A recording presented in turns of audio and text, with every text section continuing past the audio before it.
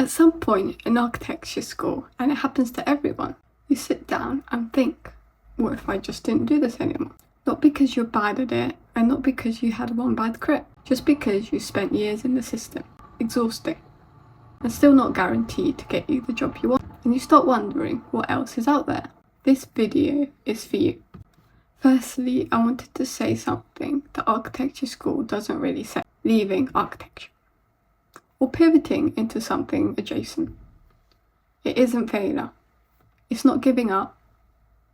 Some of the most interesting people working in the built environment or architecture right now don't have an architecture license. They came in through a side door and ended up doing something more creative and better paid and more impactful than some practicing architects who often stay in the same job role years on years.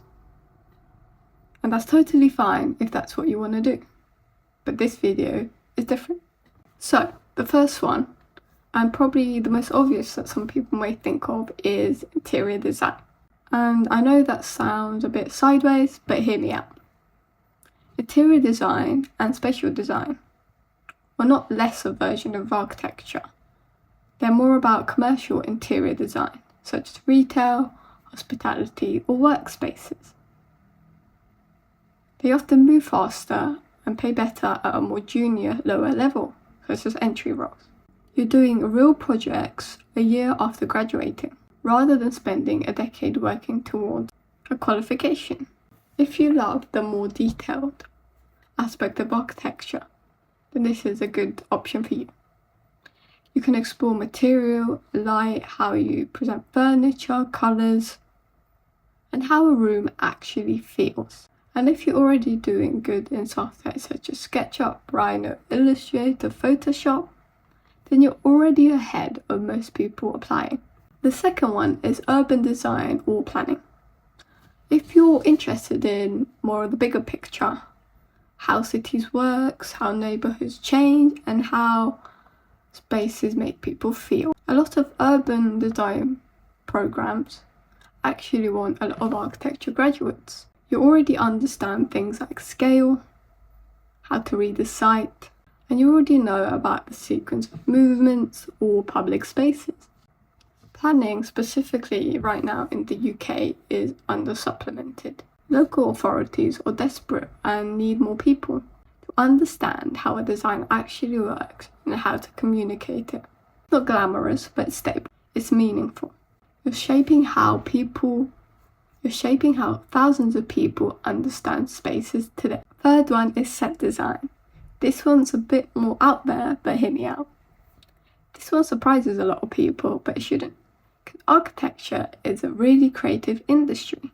Set design for theatre, film, or television pulls directly from everything that you've learned from architecture school. It teaches you about spatial thinking, model making, understanding how light or certain materials create atmosphere and communicate a design. The crossover is real. A lot of architecture students go into it, but not many people actually talk about it. It's competitive, but it isn't architectural. And the work is generally exciting. You're building worlds, not just buildings. If you're ever being more excited about the atmosphere of a space rather than the structure, then this is a good option for you. Another one is UX or product design. This one feels a bit of a leap, but isn't. UX design is about designing things such as apps or user interfaces such as websites. It's fundamentally understanding how people move through a space and what they need at each point. The thinking is almost identical to architecture. You're mapping journeys and removing friction and making something more complex feel more intuitive. The market is huge compared to architecture. The salaries at junior levels are significant and higher, and the skills are also more transferable than you'd expect. Spatial logic, user research, and iterative thinking. There are boot camps or conversion courses. Thank you for watching, and hopefully you found this video useful. Please consider subscribing and commenting and liking this video. I'd really appreciate that. And if you have any future videos or topics that you want me to make, I'd be more than happy to do them. And yeah, peace.